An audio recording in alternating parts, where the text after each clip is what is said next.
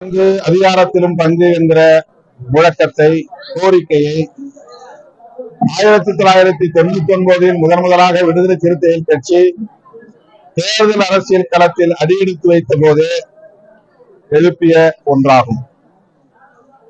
மூப்பனார் அவர்களோடு நாங்கள் கூட்டணியில் இருந்த போது மூப்பனார் அவர்களே இதை திரும்ப திரும்ப பல மேடைகளில் சொல்லி அதை ஆதரித்திருக்கிறார். 2016 நாங்கள் மக்கள் நல கூட்டணி உருவாவதற்கு முன்பு விடுதலை சிறுத்தைகள் கட்சியின் சார்பில் இந்த கருத்தை மையமாக வைத்து ஒரு கருத்தரங்கை நாங்கள் நடத்தியிருக்கிறோம். அது ஒரு புத்தகமாகவும் வெளிவந்திருக்கிறது. எனவே இது புதிய முழக்கம் அல்ல, புதிய கோரிக்கையும் அல்ல. கூட்டணி ஆட்சி முறை என்பது ஜனநாயகத்தின் ஒரு உயர்ந்த அம்சமாகும். ஒரு கட்சி ஆட்சி இதுவரையில் இந்தியாவிலும் சரி, மாநிலங்களிலும் சரி, நீண்ட காலம் நடைமுறையில் இருந்து வந்திருக்கிறது. 1977 பிறகு தொடர்ந்து டெல்லியில கூட்டணி ஆட்சி முறைதான் நடைமுறையில் இருந்து வருகிறது என்பதை நாம் அறிவோம். காங்கிரஸ் ஆண்டாலும் சரி, பிஜேபி ஆண்டாலும் சரி, தனி பெரும்பான்மை பலத்தோடு வெற்றி பெற்ற நிலையிலும் கூட பாரதிய ஜனதா கட்சி கூட்டணி ஆட்சி முறையை நடைமுறைப்படுத்தி வருவதை நாம் அறிவோம். ஆகவே இது ஒரு இயல்பான கோரிக்கை. இந்த கோரிக்கையை எழுப்புவதில் எந்த உள்நோக்கமும் இல்லை. ஜனநாயகத்தின் இன்னொரு பண்புதான் அல்லது இன்னொரு அம்சம்தான் கூட்டணி ஆட்சி கோரிக்கை என்பதாகும். இது குறித்து 2026 தேர்தலில் பேசுவீர்களா என்ற கேள்வியை தொடர்ந்து ஊடகவியலாளர்கள் எழுப்பி வருகிறார்கள். அது அப்படி கோரிக்கை எழுப்புவது தவறு என்பதை போல, அல்லது கோரிக்கையை எழுப்புவதற்கு தமிழ்நாட்டு அரசியல் இடம் கொடுக்குமா என்பதை போல இந்த கேள்வியை எழுப்புகின்றனர். இந்த கோரிக்கை எழுந்தால் தமிழ்நாட்டில் ஜனநாயகம் மேலும் செழுமையடைய துவங்குகிறது என்றுதான் பொருள். தேர்தல் நேரத்தில் விடுதலை சிறுத்தைகள் இது குறித்து நாங்கள் முடிவு செய்வோம். தேர்தல் நேரத்தில் எமது கட்சியின் முன்னணி தலைவர்களோடு கலந்து பேசி உங்கள் கேள்விக்கு விடை சொல்வோம்.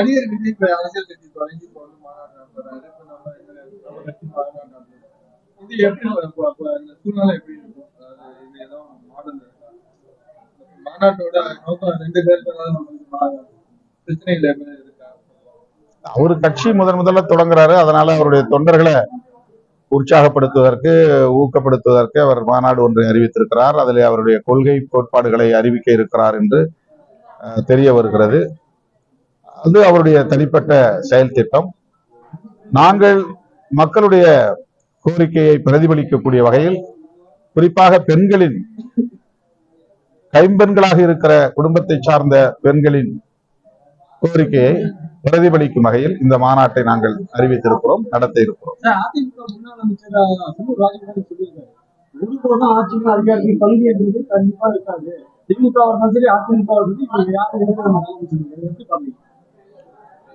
அவங்க கட்சியுடைய நிலைப்பாடா இருக்கலாம், அது தனிப்பட்ட முறையில் அவருடைய நிலைப்பாடா இருக்கலாம். அதை சொல்லுவதற்கு அவர்களுக்கு உரிமை இருக்கிறது. பெரிய கட்சிகள் சுயமான வலுவோடு ஆட்சி அமைக்கக்கூடிய வாய்ப்பு இருந்தால் அவர்கள் ஒருபோதும் கூட்டணி ஆட்சிக்கு உடன்பட மாட்டார்கள். ஆனால் அந்த கட்சிகள் வலுவிழக்கிற போது தவிர்க்க முடியாத ஒரு சூழல் உருவாகும், கூட்டணி ஆட்சிக்கான தேவை உருவாகும். அதுதான் உண்மையான ஜனநாயகம் வளர்கிற ஒரு காலமாகவும் இருக்க முடியும். கூட்டணி ஆட்சி என்பது ஜனநாயகத்திற்கு எதிரானதல்ல, ஜனநாயகத்திற்கு உடன்பாடானது என்பதை ஒவ்வொருவரும் புரிந்து கொள்ள வேண்டும். அதிமுகவின் நிலைப்பாட்டை அதிமுக பொதுச் செயலாளர் தான் அறிவிப்பார் என்று ஒரு அமைச்சர் சொல்லுகிறார். கூட்டணி ஆட்சிக்கு இடமில்லை என்று முன்னாள் அமைச்சர் பொதுச் செயலாளருக்கு முன்னதாகவே அவர் சொல்லுகிறார் அப்படிங்கிற ஒரு கேள்வி இருக்கிறது. அந்த அவருடைய கட்சி நிலைப்பாடாக இருக்கலாம், ஒருவேளை அவருடைய ஒப்புதலை பெற்று கூட அவர் சொல்லியிருக்கலாம். அதிலே நாம் கருத்து சொல்ல விரும்புகிறோம்.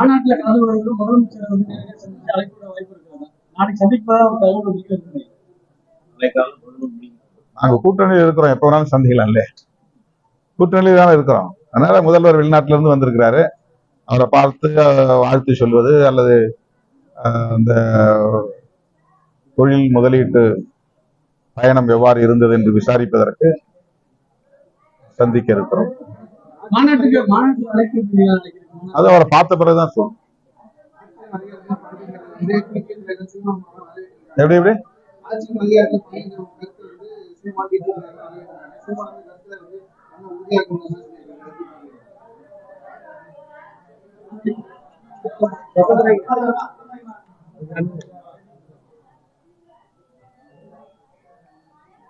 இத ஒரு கருத்தா சொல்லி இருக்கிறோம்.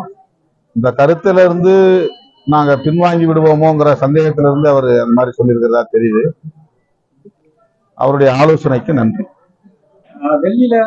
டெல்லி முதல்வர் அரவிந்த் கெஜ்ரிவால் 2 நாட்கள்ல அந்த பதவிகளை போறோம்னு சொல்லியிருக்காரு. அவருக்கு வந்து மத்திய அரசு அழுத்தம் கொடுத்ததாலதான் இந்த பதவிகளை முடிவு எடுத்திருக்கிறாரா? எப்படி பாத்தீங்க? பாரதிய ஜனதா அரசு டெல்லி யூனியன் பிரதேசத்தினுடைய முதல்வர் கெஜ்ரிவால் அவர்களை திட்டமிட்டு பழிவாங்குகிறது. அவருக்கு நெருக்கடி மேல் நெருக்கடியை கொடுத்துக் கொண்டிருக்கிறது. ஊழல் தொடர்பான வழக்கு விசாரணையில் இருக்கிறது. அந்த விசாரணை முடியட்டும், தண்டனை உண்டா இல்லையா என்பது தீர்ப்பு சொல்லட்டும், அது பிரச்சனை இல்லை. ஆனால்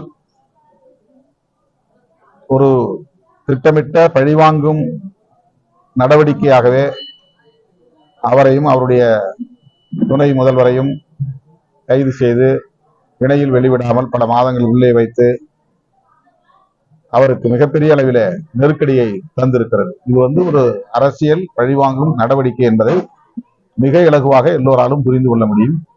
இந்த சூழலில் அவர் பதவி விலகுவதாக எடுத்திருக்கிற முடிவு மிகச் சரியானது, வரவேற்கிறேன்.